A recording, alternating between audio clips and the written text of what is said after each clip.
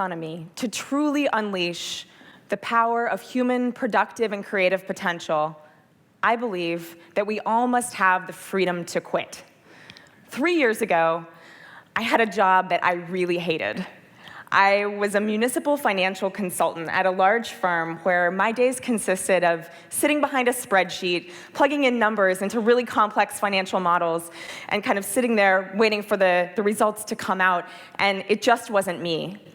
To be completely honest with you, I probably spent about 20% of my time on Twitter wishing I were somewhere else, but I was trapped. I didn't know how to break free from the obligations that I had to live up to survive.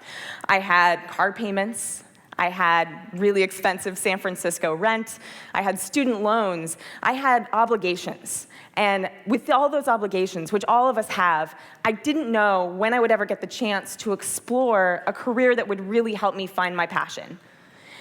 And then I found the sharing economy.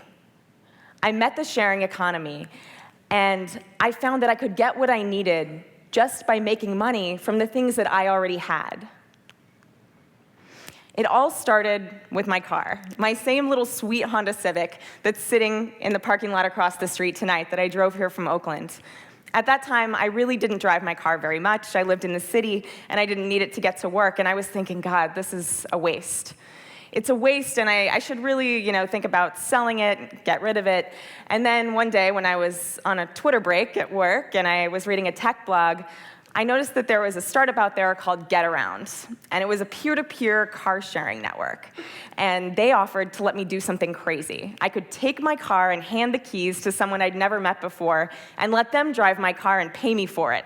And I thought, that sounds brilliant, because I wanted someone else to have to park my car on the streets of San Francisco. That's really what it was. And so that's what I started doing. I jumped right into it, and immediately I loved the interaction. I loved the fact that I was able to help out someone else who lived nearby, who needed what I had. It was matching up in a very efficient way, a have with a want. And so I jumped into that, and very soon I was earning hundreds of dollars a month. I was able to make this meaningful income, and I thought that this idea made sense in so many ways. It made sense for cities, it made sense for my bank account, it also made sense for the environment. And so I thought about how it worked across all of these other categories. And at that time, there was a proliferation of startups in this space in San Francisco. I joined Airbnb, which was the first big example of this that kind of set it all off. I even joined Skillshare, which allowed me to teach people how to bake pies in my kitchen, had people over to my house and taught them how to make the triple berry pies that my mother had taught me how to make with a careful lattice top when I was growing up. And I joined TaskRabbit. There were so many of these examples. Faithfully, one of them was Zimride. It was a ride-sharing website, really, where you could, when you were going on a road trip, sell the seats in your car to other people who were going the same way. And so I took that opportunity when I was going down to visit some of my friends in Los Angeles for New Year's, and I let other people buy seats in my car so that it would defray my cost of gas, because I was being really thrifty. And I met these amazing people. I loved the camaraderie. I loved the fact that it was efficient because I was already going that way and they needed to go that way too. And so we engaged in this transaction together, and we actually became friends. It was an amazing experience. And soon I went from being a power user to then becoming a blogger and writing about it, because anyone can be a blogger these days. I just made myself an expert. It's a little scary that it works that easily. And then I started an event series because I saw that people wanted to come together around this idea. And so within 4 months, I quit my job, which was really, really scary. But I now had these little miniature forms of income, all these little sources of revenue that I was earning from the different ways that I was using my extra time, my extra stuff, the things I didn't need to help the people around me so that I could make that leap. And I started this series, and it was a gathering place, monthly events where the thought leaders in this new sharing economy startup space would come together and talk about the interesting issues. And I loved it. I knew I wanted to make this my job. I felt on fire in a way that I had never felt on fire. And I was so liberated that I had been able to leave that job where I had just felt like a drone. And so I, within a very short period of time, got to know enough people that right before I ran out of money, I was able to get a few job offers. In fact, it all happened in the same week. I got 2 job offers from ride-sharing companies and 1 from a car-sharing company, because I was really focused on transportation. And one of those companies was Zimride, the ride-sharing website I mentioned earlier. And the founders, I wasn't a founder, by the way, just in case the founders actually watch this and call me out on that. I was lucky to be one of the first employees that was hired to work on their new real-time ride-sharing app, which you might have heard of. It's called Lyft. We're known for our pink mustaches. So if you've seen any of those cars around Sacramento, that's us. So Lyft allows everyday people to let others in their car and to earn money by driving people where they need to go.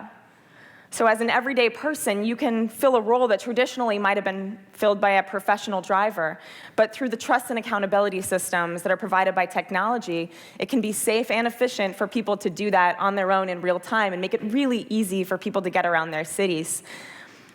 So over the last 2.5 years, I've had an incredible experience with Lyft. It's completely changed my life. We've grown the company to 400 people. We're in 70 cities around the country. We've raised over $300 million, and millions of people take Lyft rides every month.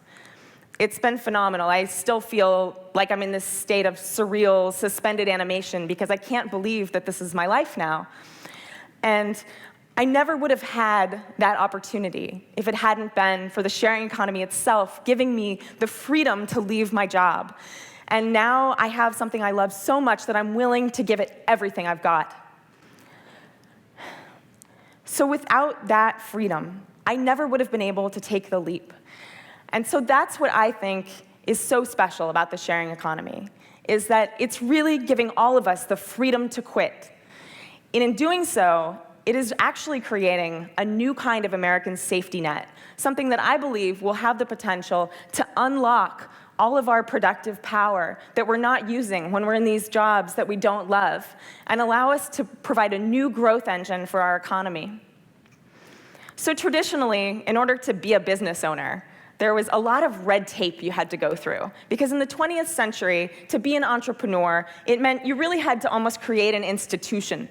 You had to go out and get capital, outlay capital from investors perhaps. You had to spend a lot of time going and getting permits and licenses and property and all of these other kinds of physical and financial infrastructure.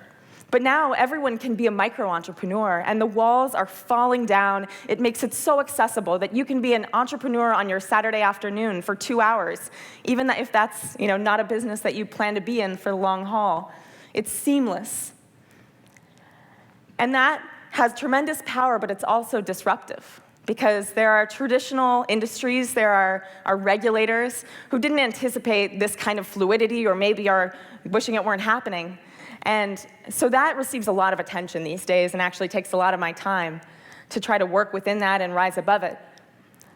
But I think the story that's lost in all of that is the freedom that this provides for workers.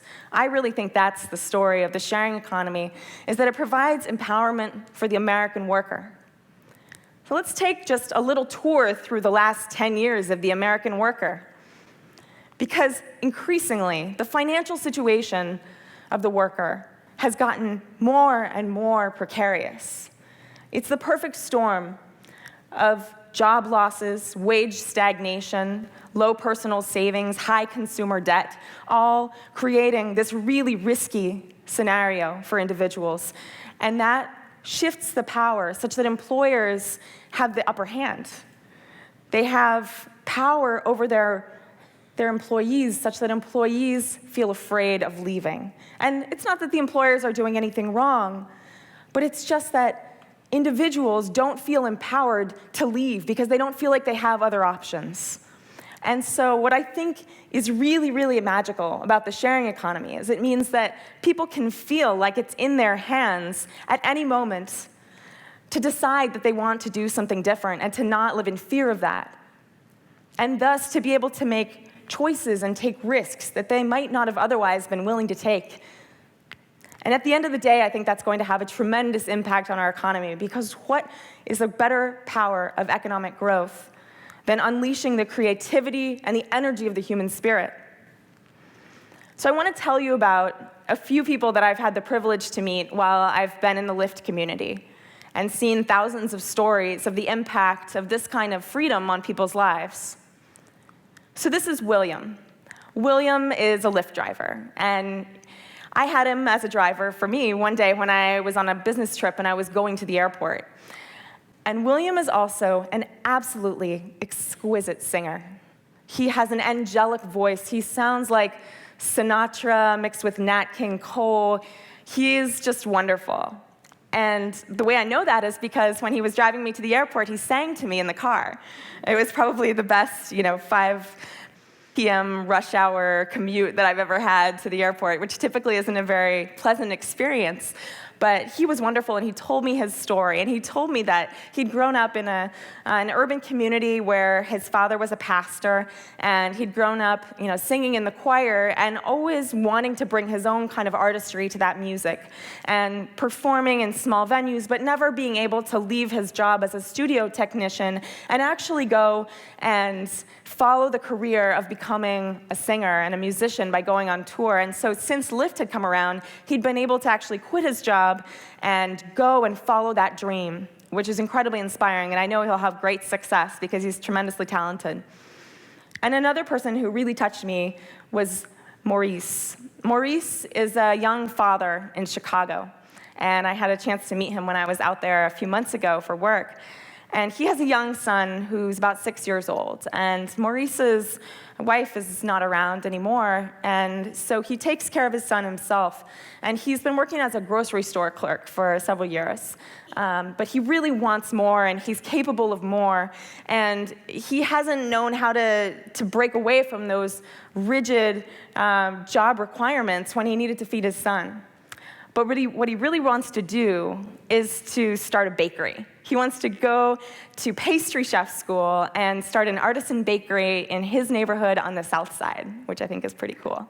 So he actually has been able to now follow that dream because he became a Lyft driver, was able to quit his job at the grocery store, and he's able to earn income to support his son, have a flexible schedule, and be there when his son needs him, and is close to becoming certified as a pastry chef. So something that the Department of Labor sometimes talks about is the discouraged worker. I don't know if you've ever heard that, maybe in employment numbers report on NPR or something like that. But what they're referring to is workers who have been unemployed so long that they aren't even looking for work anymore because they're so hopeless. But I think there's also another kind of discouraged worker.